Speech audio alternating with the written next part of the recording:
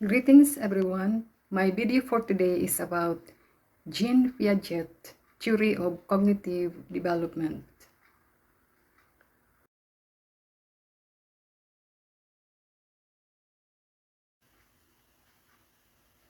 The title of the video is about Jean Piaget, theory of cognitive development. Let us have a short biography. Jean William Fritz Piaget was a Swiss psychologist, philosopher, and an educator best known for his work on children's cognitive development. Jean Piaget was born 1896. His father was a professor who was deeply dedicated to his studies and work.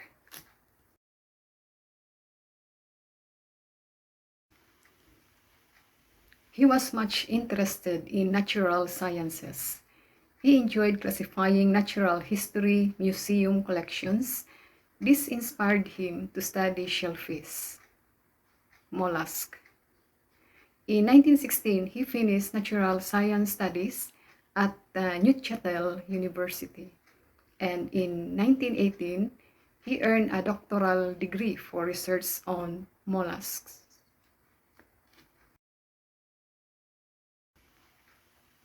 His godfather introduced him to philosophy. Biology was merged with philosophy, then later introduced him to psychoanalysis. He got married in 1923 and the couple had 3 children, and he studied their intellectual development from babyhood to language.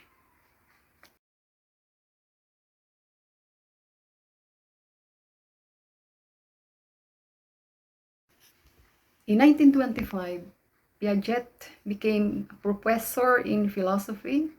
In 1929, a professor of history of scientific thought, and in 1940, he became a professor of experimental psychology. When he worked as assistant to standardized IQ test, came his early exposure to children intellectual development.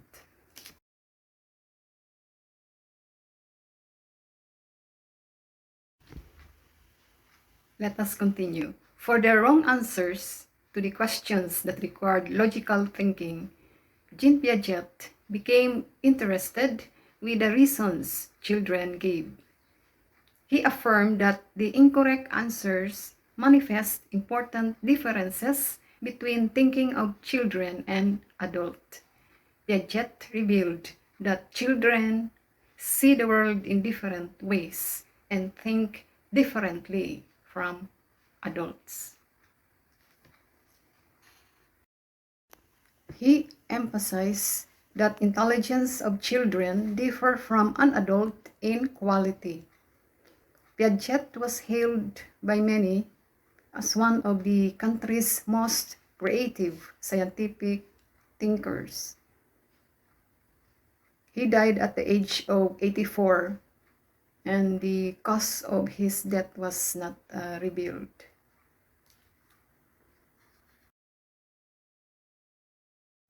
Jean Piaget is referred to as the father of cognitive development. He studied how children think logically and scientifically. He identifies 4 stages of development. Column 4 stages. Birth to 2 years. Sensorimotor. 2 to 7 years. Pre-operational. 7 to 11 years. Concrete operational. 12 up. Formal operational.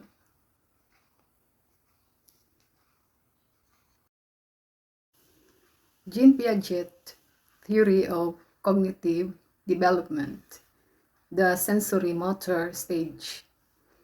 According to Jean Piaget's theory of child development, it is the first stage of your child's life, and it begins at birth and lasts to age 2. The infant lives in the present and does not have a sense of object permanence. It means once your little one understand object permanence, your child may not mind when you leave the room, since he or she understand that you will return sooner or later.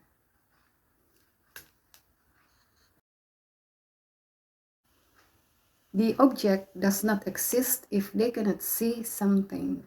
Example, the baby will not search for the object once it has gone out of sight, like hiding his squeeze toy or her best loved doll.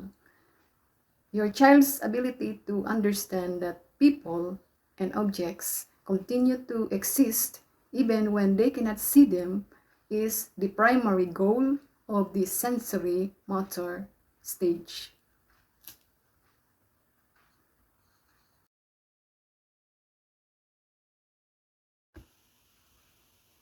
The second stage is pre-operational stage. According to Jean Piaget's theory of development, the second stage in the pre-operational begins around age 2 and lasts approximately age 7. Piaget felt that when toddlers talk, they build up their experience of the world around them, but do not understand concrete logic even when they begin to manipulate symbols.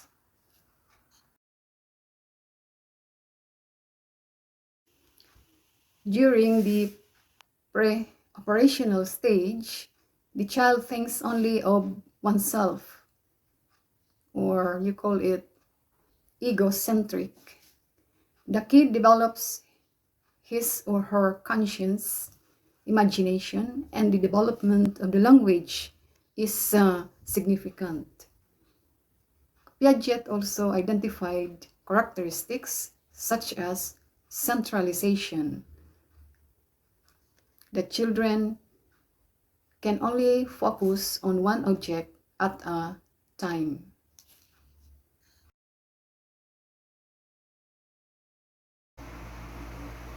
Piaget also identified characteristics such as animism and artificialism. Animism is a belief that lifeless objects have feelings and intentions. A child may believe that things like doll, teddy bear, or toys have feelings. Artificialism is the belief that environmental characteristics can be credited to human actions and interventions. Example of this artificialism, a child believes that a certain aspect of the world, say for example, a rainbow, was made by humans. Or a child may think that it is raining because someone is pouring water from above.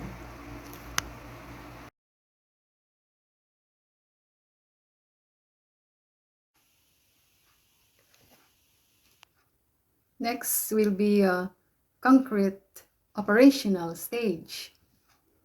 In Jean Piaget's theory of child development, concrete operational is the third stage, and it begins at age 7 and continues until age 11 approximately.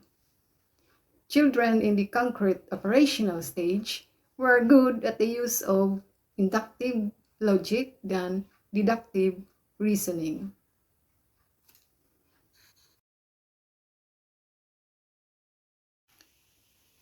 Let us differentiate inductive reasoning from deductive reasoning. Inductive reasoning is said to be from specific observations to general conclusions. Let us have an example. For inductive reasoning, the table in the living room is white. The table in the dining room is white. The table in the bedroom is white. All the tables in the house are white.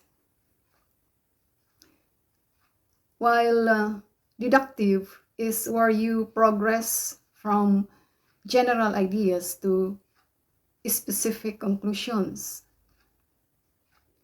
Example, you have all cats have ears. Maine Coon are cats. Therefore, they have ears. All concrete operational stage children have difficulty using deductive logic. For example, x is equals to y. Y is equals to z. So, x is equals to z.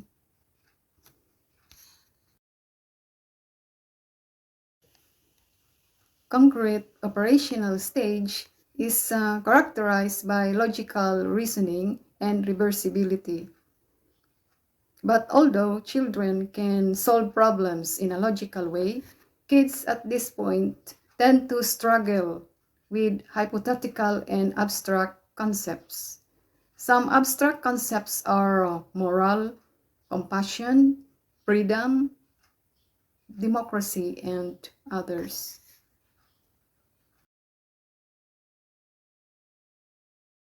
Let us continue. Formal operational stage. In Jean Piaget's theory of child development, the formal operational stage is the last of the 4 stages. It starts at around 12 years and continues into adulthood. At this stage, the child can do problem solving using general principles and logic, which is useful in math and science.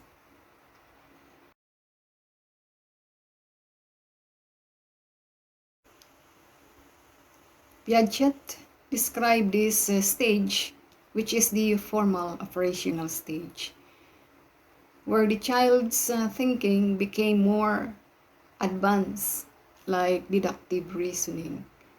Piaget cited that children's ability to think about abstract concepts emerged during this stage, which he stressed that children should be able to show deductive reasoning when asked with what if situations. What are these what if situations? These are questions. For example, what if the fire is cold? What if you could live anywhere in the world? What if you could shape your future just as you wanted it to be? Or what if you wake up in the morning and your sweet bathtub fish could talk?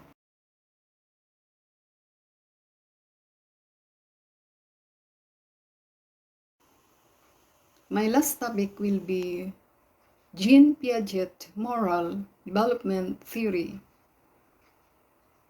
Jean Piaget believed that as children get older, their basis of reasoning and judgment about rules and punishment changes. What is moral development? Piaget described it as the process based on laws, rules, and social norms through which children develop proper attitudes and behaviors toward people in the society.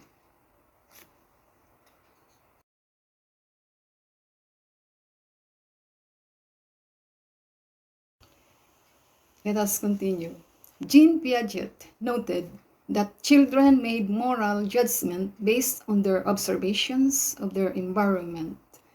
Moreover, children, through their interactions with other kids, the key moral concept like fairness, equality, or justice were all largely constructed.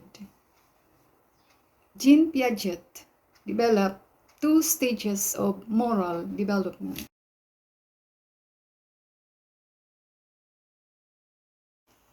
Heteronymous stage and autonomous stage.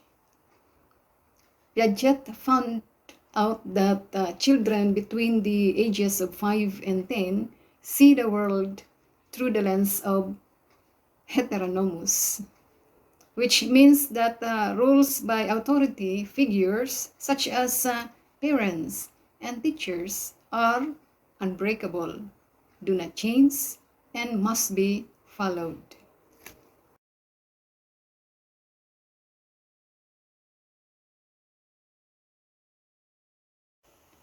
Let us continue. In the heteronomous stage, children moral reasoning for behaviors was simply to escape punishment, and children work hard to avoid consequences. Starting at age 11, children realize making choices about following rules should be based on something more than fear of consequences.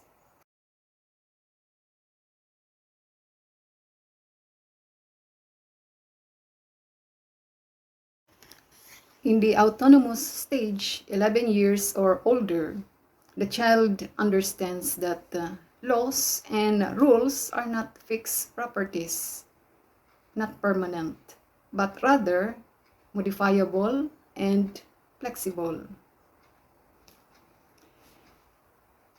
At a young age, moral development is important because it will help guide the children to choose better decisions when they become older.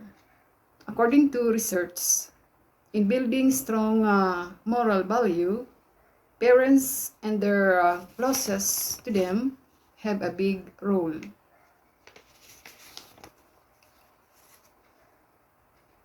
That ends up my research presentation.